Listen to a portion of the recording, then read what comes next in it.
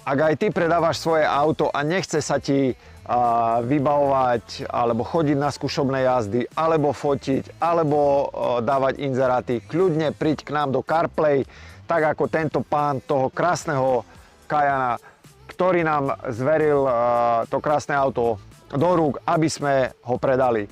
My za teba ho nafotíme, urobíme video, budeme za teba chodiť na skúšobné jazdy a v prípade, ak sa nám podarí ho predať, vybavíme všetky papiere od zmluvy, prepisu, takže v kľude môže sa venovať rodinke alebo biznisu.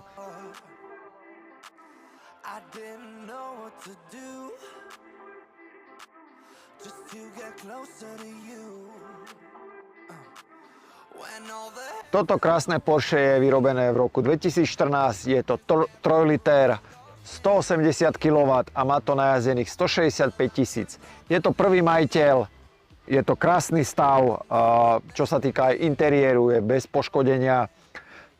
Tohto krasavca mám už tretí deň. Prvý deň som si na ňo zvykal, ešte Porsche som nemal na test, ale po treťom dni som si ho už zamiloval a ak by som mal dostatočné množstvo peňazí, určite by som si ho kúpil. Poďme sa pozrieť na interiér.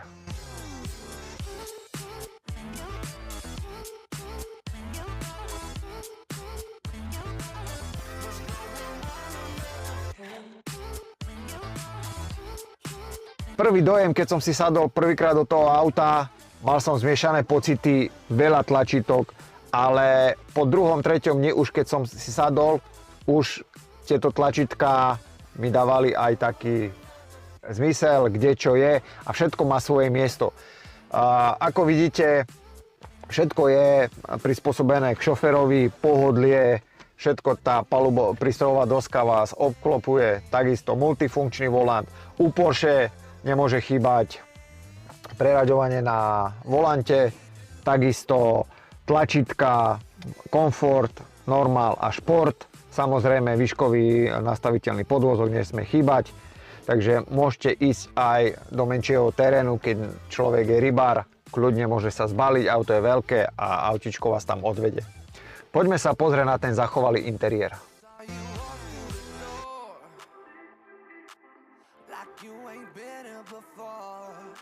Ako si môžete všimnúť, tento interiér je fakt v bezchybnom stave, ako u nového auta, bolo to starané o to. Veľmi sa mi páči kombinácia čierne a tej krémovej alebo kávovej. Samozrejme nesmú chýbať vetrané sedačky, Porsche ja si myslím, že to je samozrejmosť. Má to vyhrievané sedačky, má to full výbava, takže veľa týchto je tu, čo by som mohol hovoriť, takže určite si môžete pozrieť tento inzerát a tento Cayenne vám určite splní všetky vaše požiadavky.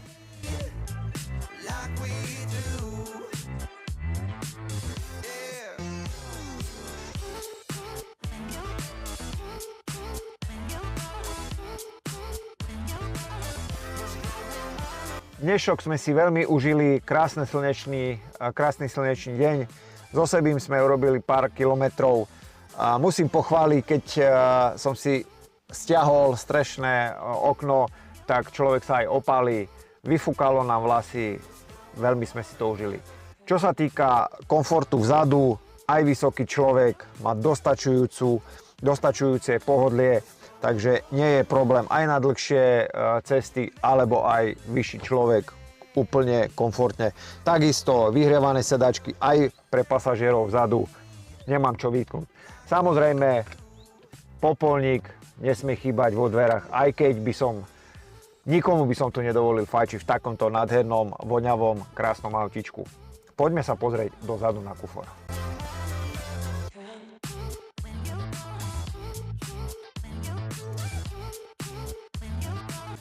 Krása tohto Cayena vzadu, nemám čo vytknúť. Veľké krídlo, dizajnové, ktoré splňa to, čo to auto má splňať. A veľkosť, alebo tohto kufra, ja si myslím, že je dostačujúca na čokoľvek, hovoril, aj keď by išiel človek na ryby alebo aj na dovolenku, viete sa tam zbaliť a v kľude odísť kamkoľvek. Ja si myslím, že aj keď musím povedať, že táto cena je troška vyššia, ale aj keď je staršie auto, je to rok 2014, ako som spomínal, dosť veľa ľudí a hlavne žien sa ešte otočí. Neviem, či je to tou značkou, alebo je fakt krásne to auto, ale Porsche je ešte značka luxusu, takže práve preto je taká cena, aj keď to autičko je troška 10-ročné.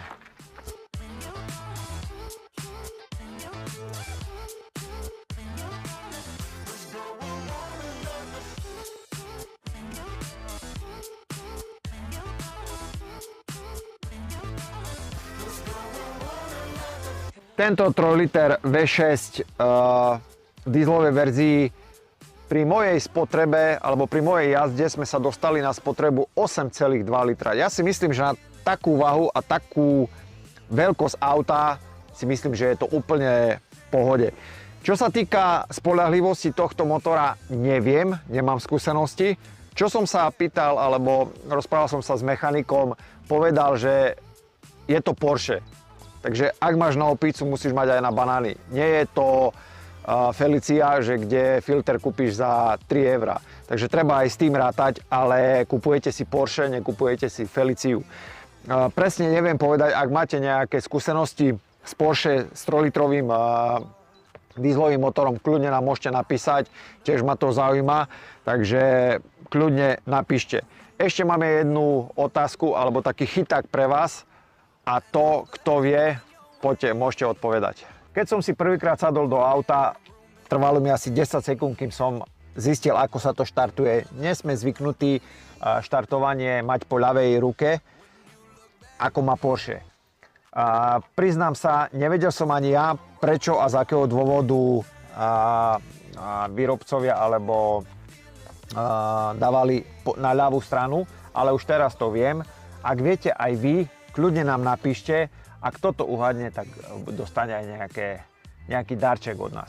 Takže ešte raz, prečo Porsche dáva štartovanie na ľavú stranu?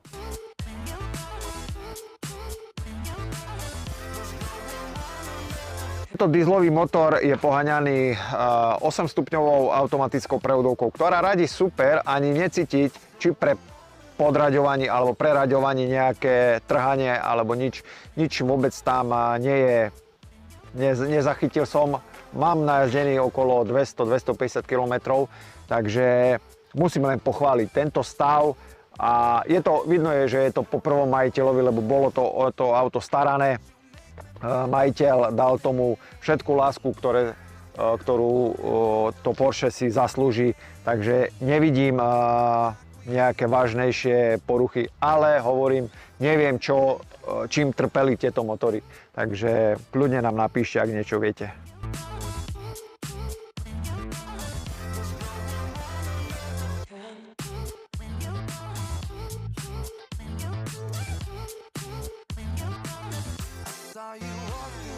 Sami ste videli, že ten interiér a celkový stav to krásavca je 100%.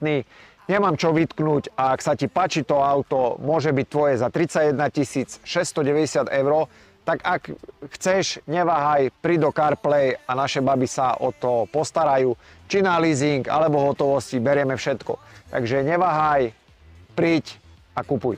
Ak sa ti naša ponuka páčila a prídeš k nám do CarPlay, určite spomeň, že si to videl na HPD Motosport a nejaký malý darček určite bude aj pre teba.